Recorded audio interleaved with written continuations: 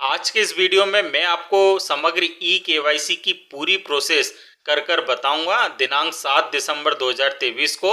साथ ही फिर समग्र ई केवाईसी किस प्रकार से अप्रूव होती है, उसके बाद समग्र ई केवाईसी की स्थिति जाने पर हमें क्या दिखाई देता है तत्काल में, साथ ही आपकी समग्र आईडी में फिर क्या लिखा हुआ आता है, ये सारी जानकारी मैं दिखाऊंगा। तो सबसे पहले हम समग्र पोर्टल ओपन करते हैं, उसके बाद ई केवाईसी करे वाले ऑप्शन पर क्लिक कर दें। उसके बाद आप जानते हैं कि अपने आधार को अपनी समग्र आईडी से लिंक करें, लिखा हुआ आता है। फिर कुछ नियम रहते हैं। फिर यहाँ पर लिखा आता है कि सदस्य का समग्र आईडी प्रविष्ट करें। जी हाँ, हमें सदस्य का समग्र आईडी प्रविष्ट करना है जो कि 9 अंकों की होती है, वह यहाँ पर हम दर्ज करेंगे। उसके बाद कैप्चा कोड दर्ज करेंगे और फिर खोजे पर क्लिक करेंगे। तो ये सारी प्रोसेस मैं आपको पहले बताऊंगा। तो अभी मैं सबसे पहले समग्र सदस्य आईडी यहाँ पर दर्ज कर देता हूँ और कैप्चा कोड दर्ज कर दिया मैंने। अब मैं खोजे पर क्लिक करता हूँ।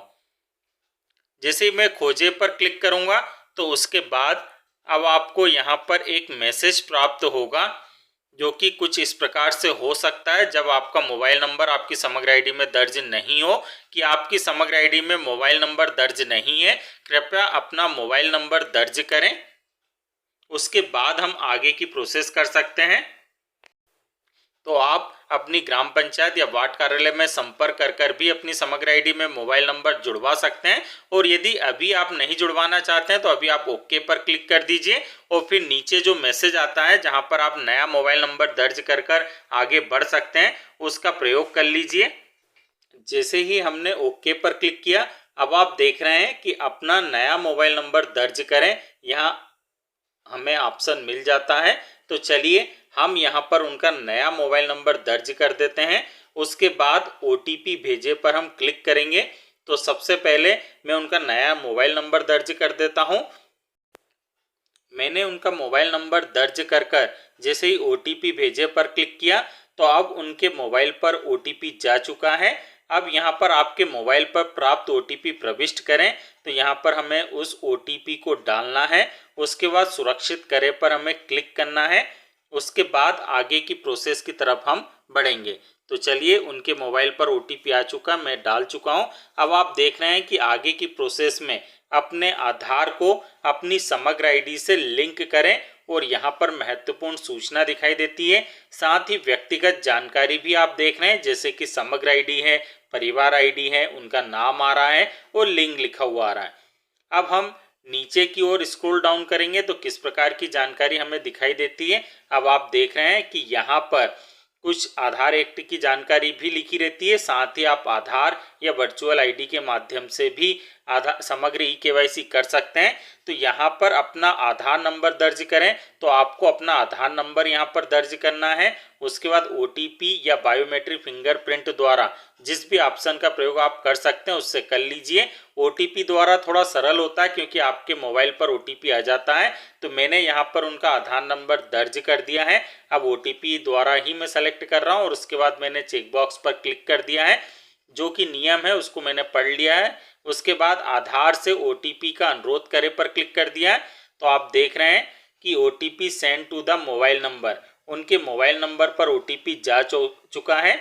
अब मैं यहाँ पर क्लोज कर देता हूँ। जो आधार में उनके मोबाइल नंबर दर्ज है उसी पर ओटीपी गया है।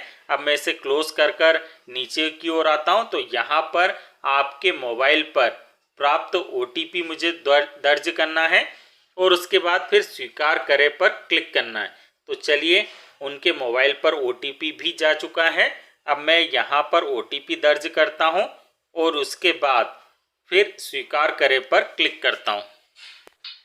तो चलिए, उनके मोबाइल पर जो ओटीपी आया है वह मैं यहाँ पर दर्ज कर देता हूँ और उसके बाद फिर हमें स्वीकार करे पर क्लिक करना है।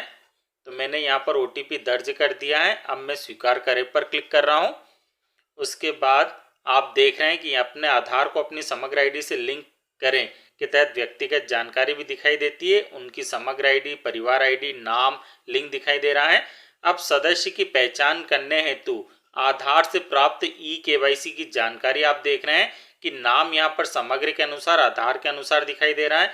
लिंग है, जन्म तिथि है, पता है। अब यहाँ पर आपको दोनों चेक बॉक्स पर क्लिक करना है और आवेदक का नाम जो कि अभी हिंदी में गलत लिखा था उसे भी हम सुधार लेते हैं। यहाँ पर उनका जो पूरा नाम है वह मैंने दर्ज कर दिया, उनका मोबाइल नंबर भी यहाँ पर दिखाई दे रहा है। अब हमने जानकारी देख ली है कि जो व्यक्ति है जिनकी समग्र आईडी है उन्हीं का आधार है और उन्हीं की जानकारी है। उसके बाद ग्राम पंचायत वार्ड को अनुरोध भेजे पर हम क्लिक कर देंगे। तो आप देख रहे हैं कि your request for eKYC is registered successfully and request ID is, यहाँ पर रिक्वेस्ट आईडी भी दिख रही है। Your information will be updated after approval है। eKYC के लिए आपका अनुरोध सफलतापूर्वक पंजीकृत हो गया है और अनुरोध आईडी भी यहाँ पर लिखी आती है। अनुमोदन के पश्चात आपकी जानकारी अपडेट कर दी जाएगी। तो आज के इस वीडियो में मैंने आपको पहले तो समग्र eKYC करना पूरा बता दिया है। साथ ही आप ध्यान रखिएगा कि जब भी आप समग्र eKYC करें तो ध्यान रखकर ही करें, किसी प्रकार से कोई गलत जानकारी ना हो उसमें। अब हम इसे अप्रूव भी कर लेते हैं समग्र eKYC को। तो आप जानते हैं कि जो समग्र eKYC अप्रूव की जाती है वह ग्राम पंचायत के सचिव, सहायक सचिव व वार्ड कार्यालय के अधिकारी कर्मचारी की यूजर आईडी व पासवर्ड से ही की जाती है। तो चलिए सबसे पहले यहाँ पर संबंधित अधिकारी यूजर आईडी व पासवर्ड डालकर कैप्चा कोड दर्ज कर लॉगिन होंगे। तो मैं पहले लॉगिन हो जाता हूँ, फिर उसके आगे की प्रोसेस आपको बताता हूँ। चलिए मैं लॉगिन हो चुका हूँ और होम पेज पर आ चुका हूँ। अब मुझे यहाँ से जो डॉटेड लाइन है जिन्हें हम मेनू बार कहते हैं वहाँ पर मैं क्लिक करूँगा। उसके बाद जो लिस्ट खुलती है उसके माध्यम से हम सेलेक्ट करेंगे, क्योंकि हमें समग्र eKYC अप्रूव करना है। तो हम नीचे की ओर स्क्रॉल डाउन करेंगे और आप देख रहे हैं कि आधार eKYC सत्यापन प्रणाली कर जो ऑप्शन है उसका हम प्रयोग करेंगे। तो हम इस पर क्लिक करेंगे। इस पर क्लिक करने के बाद अब आप देख रहे हैं कि यहाँ पर समग्र eKYC मैनेजमेंट, समग्र eKYC प्रबंधन है। इसमें हम जानते हैं कि होम है, अप्रूव eKYC रिक्वेस्ट और रिपोर्ट्स हैं। तो हम अप्रूव eKYC रिक्वेस्ट का जो फर्स्ट ऑप्शन है व्यू रिक्वेस्ट फॉर सीडिंग आधार इन समग्र विवा eKYC, तो हम इस पर क्लिक करेंगे। अब इसके बाद आप देख रहे हैं कि डिस्ट्रिक्ट आता है, लोकल बॉडी आता है, जीपी जोन है, उसके बाद विलेज वार्ड है, फॉर्म डेट से टू डेट तक भी हम देख सकते हैं, समग्र आईडी, फैमिली आईडी या रिक्वेस्ट आईडी से भी देख सकते हैं। तो मैं यहाँ पर अपनी पंचायत की समस्त समग्र eKYC की रिक्वेस्ट देखना चाहता हूँ। तो यहाँ पर मैं कैप्चा कोड दर्ज कर देता हूँ और शो रिक्वेस्ट पर क्लिक करूँगा। तो चलिए मैंने यहाँ पर कैप्चा कोड दर्ज कर दिया। अब शो रिक्वेस्ट पर क्लिक करूँगा। तो अब आप देख रहे हैं कि यहाँ से मेरी पंचायत में जितनी भी eKYC पेंडिंग है वह दिखाई दे जाती है। तो आप देख रहे हैं सिर्फ एक ही eKYC पेंडिंग है जो कि मैंने अभी करी है। मेरा अन्य अधिकारी कर्मचारियों से भी निवेदन है कि जिन भी व्यक्तियों की समग्र eKYC की रिक्वेस्ट आपकी लॉगिन आईडी पर आती है तो आप उसे तत्काल अप्रूव कर दें, ताकि उन्हें अन्य योजनाओं का लाभ समय पर मिल सकें और वे परेशान ना हो। तो आप देख रहे हैं कि मेरी यूज़र आईडी पर सिर्फ एक ही समग्र eKYC है। अब मैं इसे शो डिटेल पर क्लिक कर देता हूं। अब आप देख रहे हैं कि यहाँ पर उनकी समग्र आईडी से संबंधित जानकारी व आधार से संबंधित जानकारी पूरी दिखाई देती है। साथ ही उनकी फ़ोटो भी दिखाई देती है।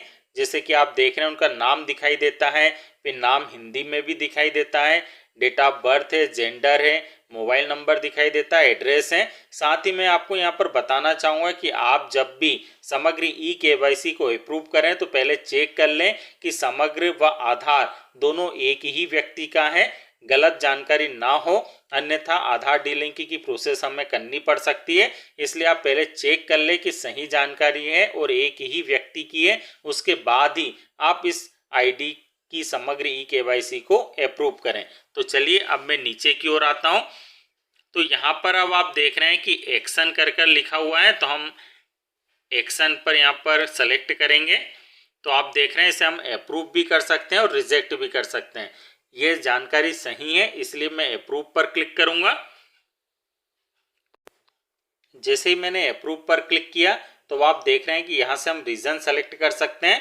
तो यहाँ पर दिखा रहा है कि ऑल डिटेल्स हैज प्रॉपरली है, मैच्ड प्रॉपरली। तो हम इस पर अब क्लिक कर देंगे, क्योंकि हमें इस समग्र eKYC को अब अप्रूव की प्रोसेस के तहत हम आगे बढ़ रहे हैं। अब आप देख रहे हैं कि ई earth of employ for approval for request आता है, ऑफ रिक्वेस्ट आता है। तो यहाँ पर यूज़र नेम आता है, ग्राम पंचायत के सचिव या सहायक सचिव जिनकी भी आईडी बनी है उनका यूज़र नेम, एम्प्लॉय नेम, समग्र आईडी भी उनकी आती है और लास्ट 4 आधार नंबर भी दिखाई देता है। यहाँ पर चेक बॉक्स है, यहाँ पर स्पष्ट लिखा है कि मेरे द्वारा इस समग्र आईडी की जानकारी देखने के बाद सत्यापन किया जा रहा है। यदि इस सत्यापन में त्रुटिपूर्ण अनुमोदन या अस्वीकृति की जाती है तो उसकी संपूर्ण जवाबदारी मेरे स्वयं की होगी। अब यहाँ पर मैंने चेक बॉक्स पर क्लिक कर दिया है। अब 2 ऑप्शन है, या तो आप OTP के माध्यम से कर सकते हैं या बायोमेट्रिक के माध्यम से, तो मैं OTP के माध्यम से कर रहा हूँ। अब गेट OTP पर मैं क्लिक कर देता हूँ। जैसे मैं इस पर क्लिक करूँगा इसके बाद रजिस्टर्ड मोबाइल नंबर पर OTP चले जाएगा। जैसा कि आप देख रहे हैं मैसेज आ गया है कि OTP send to the mobile number और लास्ट की 4 डिजिट दिखाई दे रही है।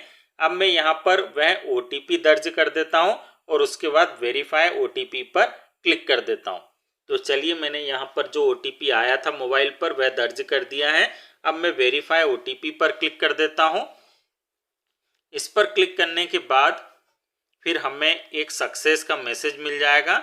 आप देख रहे हैं कि request for change approved successfully. तो आज के इस वीडियो में मैंने आपको पूरी स्टेप बाय स्टेप ये जानकारी तो दे दी कि समग्र ई-केवाईसी किस प्रकार से होगी, साथ ही वह अप्रूव या रिजेक्ट किस प्रकार से होगी। अब चलिए हम यह भी देख लेते हैं कि समग्र ई-केवाईसी स्थिति जाने पर अभी वर्तमान में क्या दिखाई दे रहा है।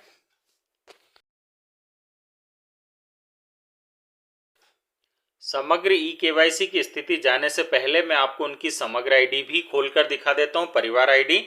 तो अब आप देख रहे हैं कि यहाँ पर उनकी समग्र आईडी व आधार नंबर की जगह पर अब उपलब्ध है लिखा आ रहा है। सदस्य का नाम इंग्लिश में तो यथावत है, लेकिन हिंदी में अभी उनका सरनेम नहीं लिखा आ रहा है, क्योंकि अभी हमने समग्र ई-केवाईसी तत्काल करी है और तत्काल ही उसे अप्रूव भी किया है। तो अभी 24 घंटे आपको इंतजार करना होगा, क्योंकि प्रातः 7 से 9 बजे तक समग्र पोर्टल अपडेट होता है। उसके बाद फिर सारी जानकारी अपडेट हो जाती है। अब मैं समग्र ई-केवाईसी की स्थिति जाने पर भी लेकर चलता हूं आपको। तो यहाँ पर आप जानते हैं कि समग्र पोर्टल पर ही समग्र ई-केवाईसी करे के नीचे ही ऑप्शन है कि ई-केवाईसी और DBT की स्थिति जाने। तो हम अब इस पर क्लिक करेंगे, क्योंकि इस पर क्लिक करने पर हमें ये पता लग जाएगा कि अभी उनकी समग्र की स्थिति तत्काल में क्या जानकारी दिखाई दे रही है। तो यहाँ पर समग्र ई-केवाईसी की स्थिति जाने में हमें उनकी समग्र सदस्य आईडी दर्ज करना है, उसके बाद कैप्चा कोड दर्ज करना है, फिर खोजे पर क्लिक करना है। तो चलिए मैंने उनकी समग्र आईडी दर्ज कर दी है, कैप्चा कोड भी मैं दर्ज कर देता हूँ। उसके बाद मैं खोजे पर क्लिक करता हूँ। तो कुछ देर हमें इंतज़ार करने पर यहाँ पर उनकी जानकारी दिखाई दे जाती है। हम स्क्रॉल डाउन हो जाते हैं नीचे की ओर। तो आप देख रहे हैं कि यहाँ पर समग्र आईडी उनकी, समग्र में आधार की स्थिति अभी हाँ दिखा रहा है, समग्र में मोबाइल नंबर की उपलब्धता भी दिखाई दे रहा है, क्योंकि मैंने उनके समग्र आईडी में मोबाइल नंबर भी जोड़ दिया है।